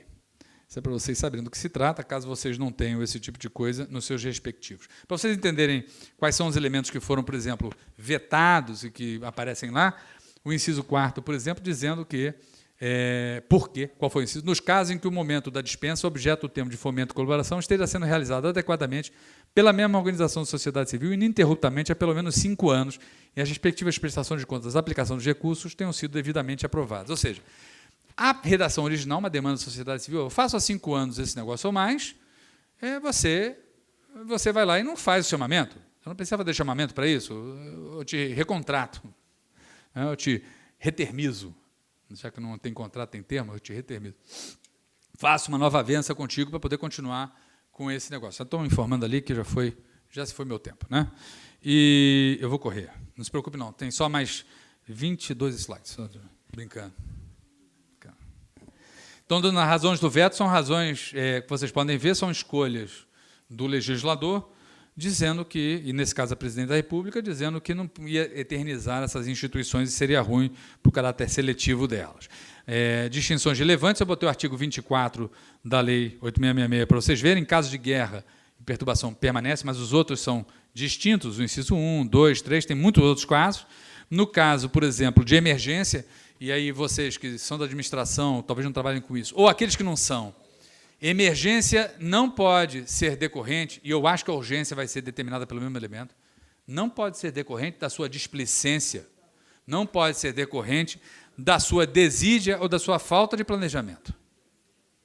Então, está paralisado o serviço, eu preciso contratar uma pessoa qualquer agora imediatamente, porque o serviço é fundamental. Mas qual o motivo de estar paralisado? O motivo de estar paralisado é que eu não paguei na hora certa, e a organização teve que paralisar. Eu não posso fazer uma contratação de qualquer maneira. Compreende? Não pode ser derivado de desídia. E, acredito eu, esse mesmo critério vai ser aplicado, que é um critério consensual nos tribunais de contas, vai ser aplicado também nos termos da Lei 13.019. Na inexigibilidade, que antes era um negócio louco, agora é, como na Lei 8.666, a inviabilidade de competição, que eu acho uma contradição em termos da competição, como eu já deixei claro aqui, mas inviabilidade de competição, e ele lista dois outros objetivos.